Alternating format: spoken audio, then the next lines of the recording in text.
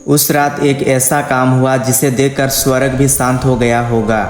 एक ऐसा दृश्य जिसे समझना आसान नहीं, स्वीकार करना उससे भी कठिन होगा, क्योंकि वहाँ जहाँ एक राजा को सिंहासन पर होना चाहिए था, वहाँ वह घुटनों पर था, और जिनके सामने वह झुका था वे उसके सेवक नहीं बल्कि उसके अपने शिष्य थे। गंदे पैर के साथ, कमजोरियों के साथ और कुछ विश्वासघात के इरादे के साथ, फिर भी यीशु झुके। लेकिन क्यों? क्या यह सिर्फ नम्रता थी या फिर यह एक गहरी योजना थी जिसे समझे बिना हम कभी सच्चे परमेश्वर को नहीं समझ सकते। यरूशलेम पास्का का समय, हर घर में तैयारी,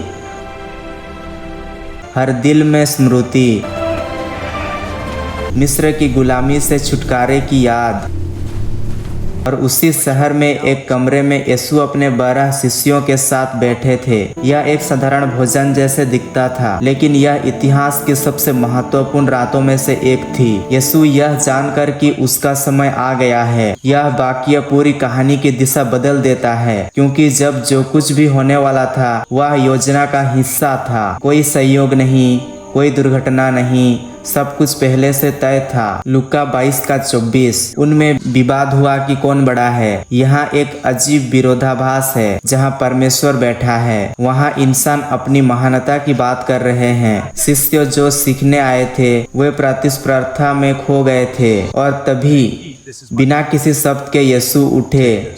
उन्होंने अपना वस्त्र उतारा, तौलिया लिया और पानी भर लिया। कोई समझ नहीं पाया, लेकिन सब महसूस कर रहे थे कि कुछ असाधारण होने वाला है। और फिर यीशु झुके। उन्होंने एक एक करके अपने शिष्यों के पैर धोने शुरू किए। यह सिर्फ एक कार्य नहीं था, यह एक संदेश था जो शब्दों से कहीं अधिक गहरा था। उस समय पैर धोना एक दास का काम था। यह काम सबसे नीच माना जाता था, लेकिन उस रात प्रभु ने वही काम चुना। क्यों? क्योंकि सच्ची महानता ऊंचाई में नहीं बल्कि विनम्रता में होती है। जब यीशु पतरस के पास पहुँचे वह घबरा गया। प्रभु, आप मेरे पैर कभी नहीं धो सकते।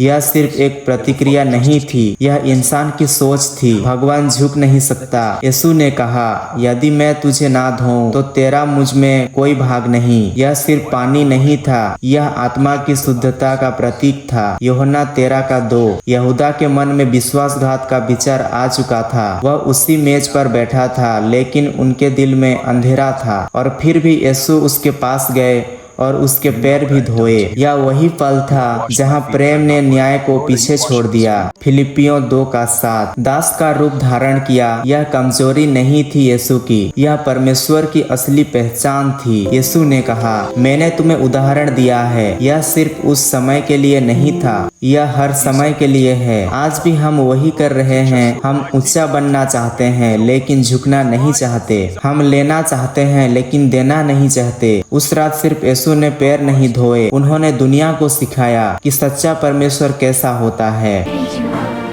वह जो प्रेम करता है, सेवा करता है और खुद को दूसरों के लिए दे देता है। अब सवाल यह नहीं है कि यीशु ने क्या किया, सवाल यह है जब आपकी बारी आएगी क्या आप झुकेंगे या फिर अपने अहंकार को थामे रखेंगे। क्योंकि सच यही है, महानता वहाँ शुरू होती है जहाँ इंसान झुकना सीखता है। और शायद आपकी जिंदगी का सबसे बड़ा बदलाव भी उसी दिन शुरू होगा जब आप सेवा करना सीख जाएंगे। तो आज का वीडियो को हम यहीं पे एंड करते हैं। अगर आपको वीडियो को थोड़ा सा भी अच्छा लगता है आप लोग को, तो वीडियो को जरूर लाइक, कमेंट, शेयर कीजिए। Thank you, God bless you.